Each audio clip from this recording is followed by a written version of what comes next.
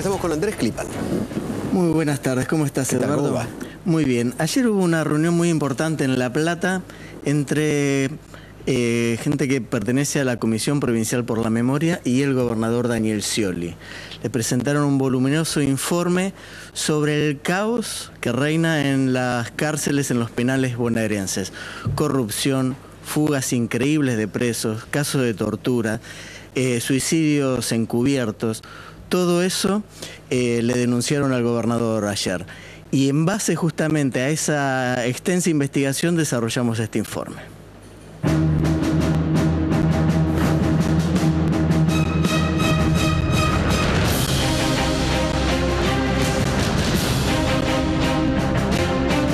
Los datos son contundentes, impactan, escandalizan. De las cárceles bonaerenses se escapa un detenido cada 21 días, entre ellos peligrosos delincuentes. El penal de Batán está a la cabeza de las denuncias. De ese complejo carcelario se escaparon 5 peligrosos presos en los últimos meses, un récord en materia de fuga.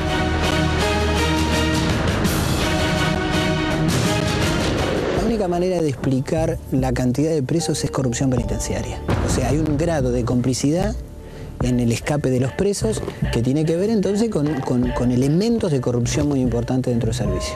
Y atrás de esa corrupción que hay coimas. Hay un pacto delictivo. Tiene que haber una trama interna que permita, ¿no es cierto?, que se escapen esos presos, los que se escapan, y después hay que mirar en qué unidades penales. Según la Comisión Provincial por la Memoria, en 2011 se registraron 10.458 hechos violentos, lo que representa un incremento del 31% respecto de 2010. En el 80% de estos casos se lesiona el cuerpo de los detenidos a través de torturas, palizas, falta de asistencia médica, aislamiento y el uso de picana eléctrica. La tortura en la provincia de Buenos Aires es sistemática. ¿Qué quiere decir con sistemática? Algunos piensan que cuando nosotros decimos sistemática aparece el plan de la dictadura militar, que había un centro que dirigía y decía había que torturar. No, es sistemática porque hace al propio sistema. No es un efecto del sistema, sino hace al propio sistema porque es la gobernabilidad basada en la violencia sobre los detenidos lo que ocurre. Y eso lleva a distintas formas de tortura. En algunos casos, hace unos años hemos probado picana eléctrica, en otros más comunes el submarino seco, en otros las golpizas, algo que se llama el pata-pata, que es golpear en la planta de los pies, es el dañar con duchas de agua fría. El preso es como un subhumano, es un otro que no se le reconoce derecho. En el caso del chico de Varela, la 32 de Varela, porque alguien sacó una foto y la mandó, y entonces se pudo probar que el pibe estaba colgado y se le veían los golpes. Es como lo de Salta, la gente vio, pero en realidad la mayoría de las torturas no se ven. Entonces ese es el drama de que hay que trabajar para terminar con la tortura. Los casos de hacinamiento son moneda corriente. En los penales bonaerenses se alojan 27.991 detenidos, pero solo hay 18.640 plazas disponibles. Es decir, hay alojados 9.351 presos de más. Hay 28.000 personas detenidas y en muchas cárceles, muchas unidades penales con un grado de hacinamiento fabuloso. La sobrepoblación en las cárceles de la provincia supera el 50%. Solo el año pasado, 126 personas fallecieron en las cárceles bonaerenses, de las cuales el 40% fueron muertes por causas traumáticas. Esto es un 35% más con relación a 2010. En los últimos 4 años, la cifra de muertos en esos penales por hechos de extrema violencia trepa a los 500 presos. Una situación donde el servicio gobierna la cárcel con violencia de detenido a detenido, entonces les entrega facas, les manda a golpear a determinado, o sea, un disciplinamiento utilizando gente que trabaja para ellos que está detenido adentro.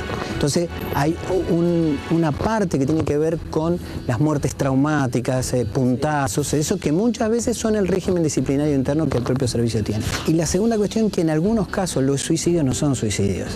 sino que es una represalia contra un detenido que se viste de suicidio o son presionados para que tomen una conducta extrema de un ser humano. Pero eso no es todo. La justicia provincial investiga casos de corrupción que involucra a funcionarios del servicio penitenciario, como por ejemplo robo de comida, desvío de partidas presupuestarias, licitaciones apañadas. A esto se lo llama corrupción estructural. Esa corrupción estructural tiene que ver con los dineros destinados a la mantención de todo el servicio y de los presos, que no siempre llega a los presos. ¿Qué quiere decir que no llega? Tiene que llegar en alimentos, en salud, en un montón de instrumentos para es la responsabilidad estatal que está allí. ¿Qué es lo que ocurre?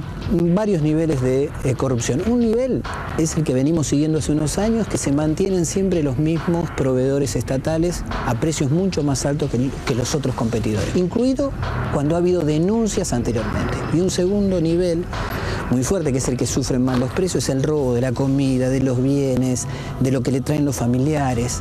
Y entonces hay un sistema de robo para apropiación y de robo para revender dentro de la cárcel.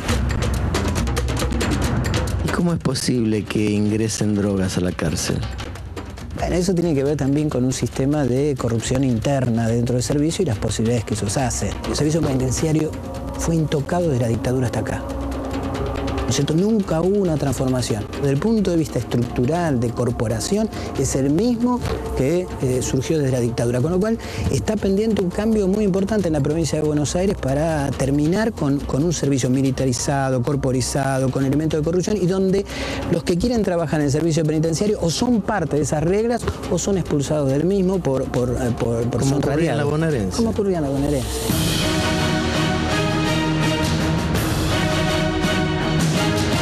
La reestructuración en el servicio penitenciario bonaerense es urgente.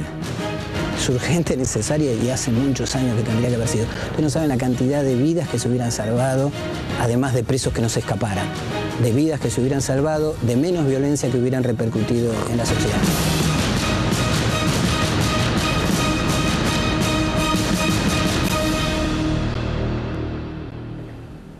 Hay datos que parecen mentira, que impresionan. De hecho, que se escape un preso cada 21 días y 500 muertos en 4 años.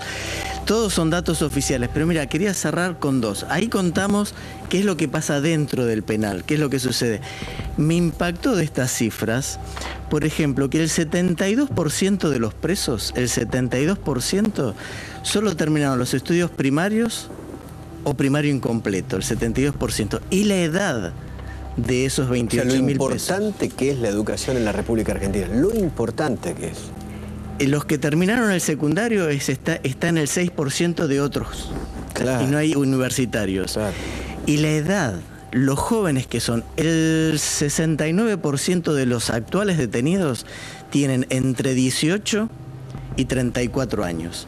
Y de ese porcentaje, casi el 40% entre 18 y 24 años. Muy jóvenes. Muy jóvenes. Muy jóvenes. Y que quizás empezaron a delinquir ya desde los 11 o 12 años, ¿no? Sí, y hacen un corte muy importante del 2001 para acá, en plena crisis. Muy bien.